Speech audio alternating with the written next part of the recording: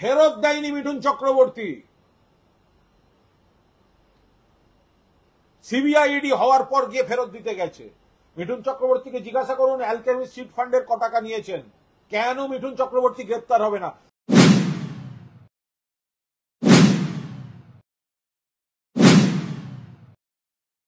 বলছেন তাপস রায় বলছেন যে এইসব যদি বারবার গদ্দার বলেন এবং এটা প্রত্যাহার না করেন তাহলে তিনি মুখ খুলবেন।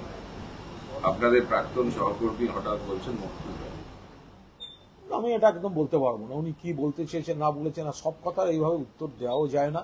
মিঠুন চক্রবর্তী গদ্দার, সে তো ঠিক বলেছেন মমতা বন্দ্যোপাধ্যায়, যে মিঠুন চক্রবর্তী সিপিএম ঘনিষ্ঠ, নন্দীগ্রামে গণহত্যার পরেও সিপিএম এর মিছিলে পা মিলিয়েছিলেন, সেই মিঠুন চক্রবর্তী পরিবর্তনের পর কত বড় ধান্দাবাজ হলে হয়।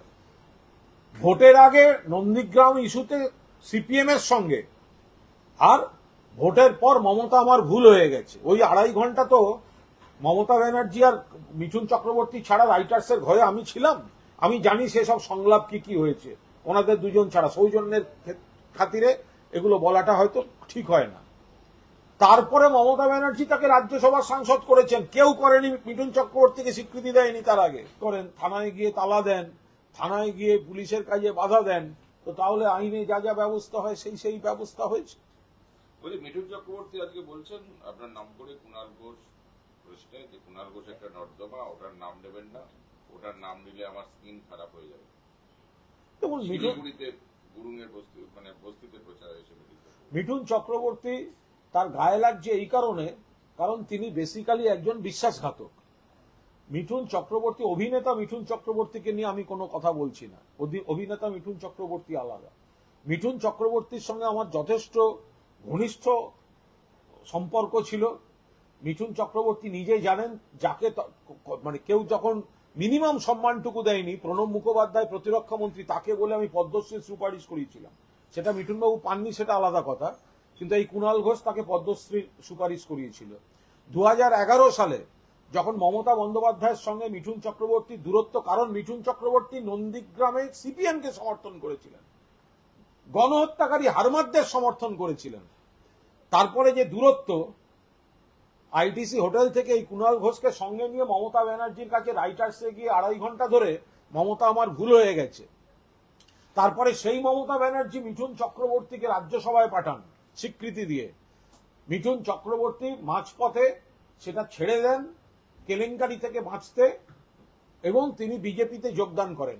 মিঠুন চক্রবর্তী চিটফান্ডের সুবিধাভোগী, মিঠুন চক্রবর্তী অ্যালকেমিস্টে অ্যারেস্ট হওয়া উচিত।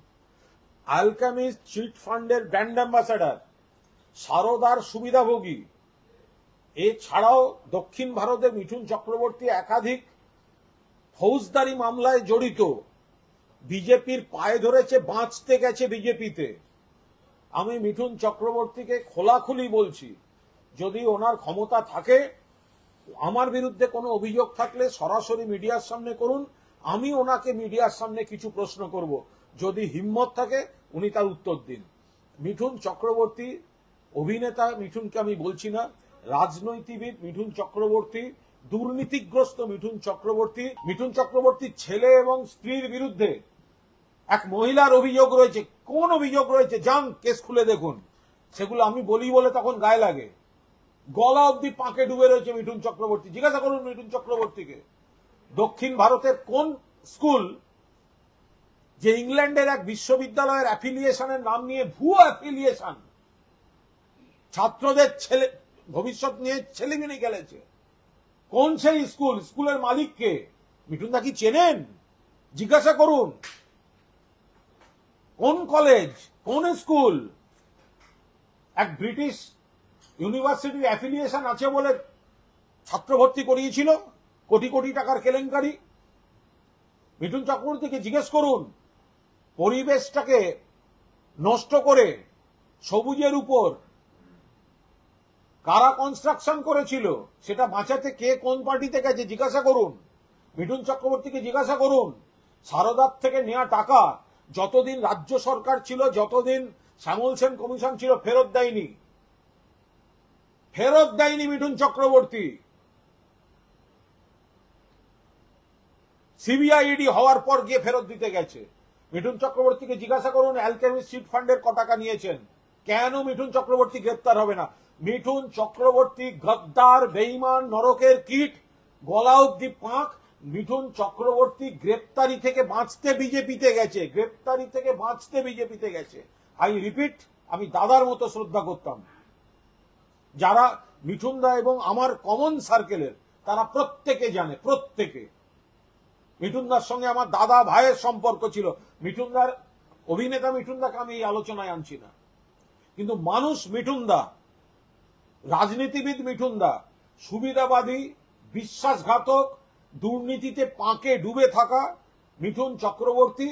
ফলে উনি নিন্দা করলেও মনে হয় আমাকে আমি সঠিক পথে চলছি, কারণ এত খারাপ লোক, মুখ আর মুখোশটা এত তফাৎ।